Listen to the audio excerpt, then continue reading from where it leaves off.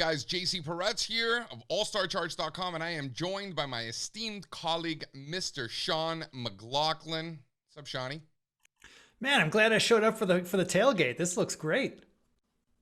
Sean hates the Miami Hurricanes, and I hate the Florida Gators, and that's just something that we've always had to deal with one another. But here's a fun fact.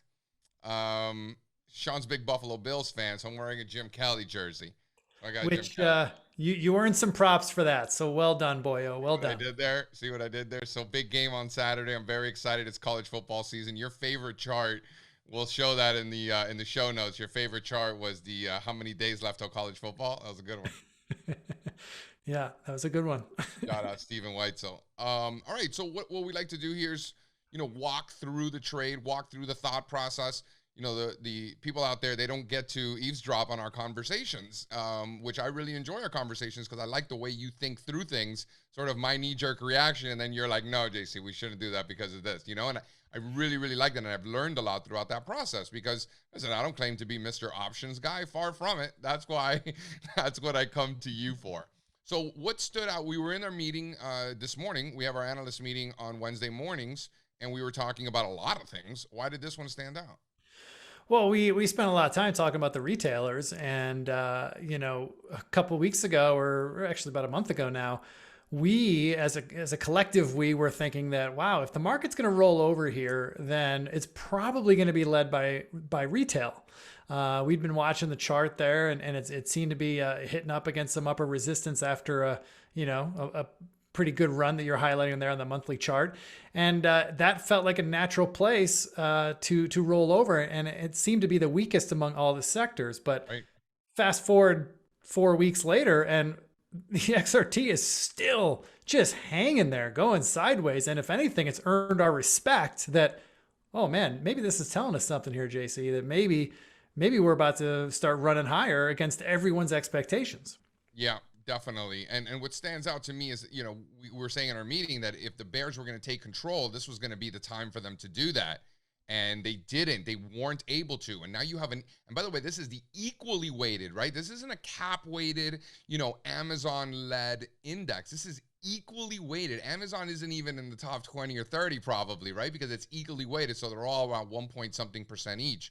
So I don't know. To me, that's really impressive. The more times a level is tested, the higher the likelihood that it breaks, in this case, higher. I think that's really impressive. And then when you look at Amazon, right? So, when you think retail, now you look at the cap-weighted version, which is a giant percentage of Amazon. And technically, granted by a few pennies, but it did close at an all-time high for the month after doing nothing for a year. Is this it? Right. As you mentioned, Amazon's the 800-pound gorilla in this space. We all know that.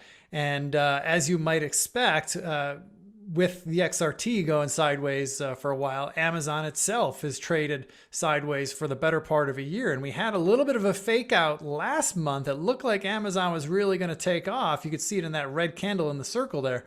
But the rug got pulled after earnings, I believe is the end of July or early August. Yeah. Amazon lost a quick 10% or something. I'm just off the top of my head.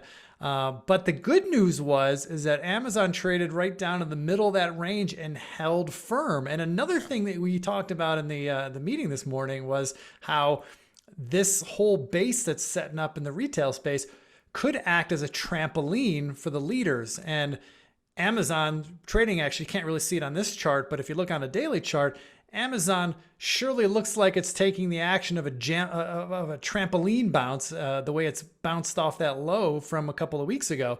So our thinking here is, look, retails are setting up. They look like they want to break higher. If they're going to break higher, they're going to be led by the 800-pound gorilla, Amazon.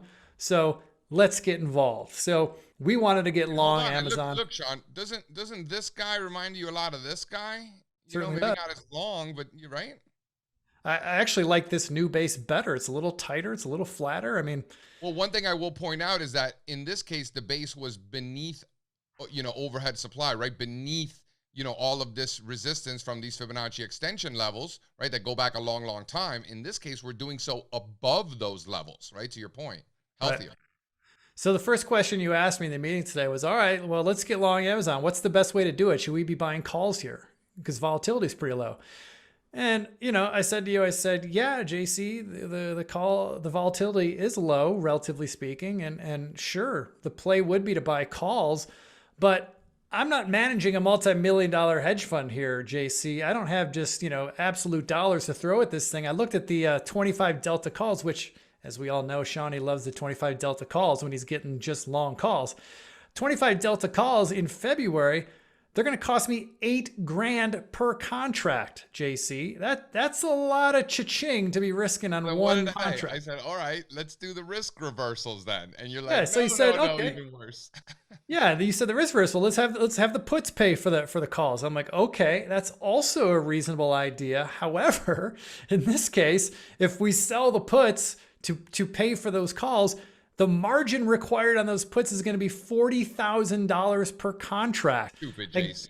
Yeah. Stupid. Look, if you're a hedge fund, JC, I know you're swinging big dollars over there, but for all of our non-hedge fund manager customers and subscribers, they're not going to be holding positions that require $40,000 a margin for a one lot. Even larger institutional customers, they still don't want to put up that money either. So it's not any different.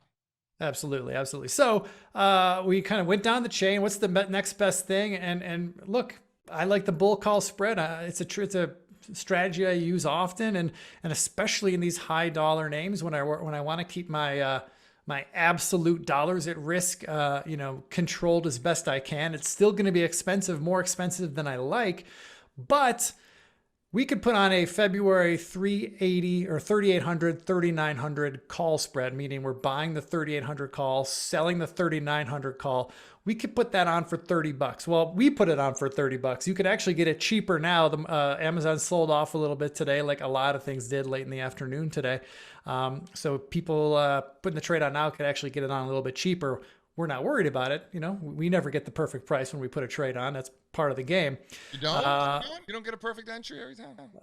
Rarely. JC, 1 out of 150 times might I get the price I actually would really like to have. Anyway. Peloton trade last year. That was, Well, that was a perfect exit. We had the perfect exit on the Peloton, not the perfect entry. But anyway, so we paid $30 for this spread. My goal is really simple here. I just want to double my money. So if I get an opportunity to sell this spread for $60 anytime between now and February, I'm going to take it. That's going to be my profit. I doubled my money. That's approximately half of the maximum potential gain I can get in this trade. But here's a little wrinkle, JC, that I don't do this often with bull call spreads. But in the case of Amazon, I actually have two reasons why I will exit the trade. The first is just a general, price level on Amazon. If Amazon can't hold the 3,400 level, that's going to be my signal to exit the trade for whatever it costs me to get out. The other reason I'll get out of the trade is just the value of the spread itself. We paid $30 for it. If Amazon just goes sideways for a while, or if it trades down and the spread just bleeds money and it's now trading at around $15, has a value of about $15, which is half of what I paid for it, I'm going to close it down there, JC. I don't want to take a $30 loss on this trade.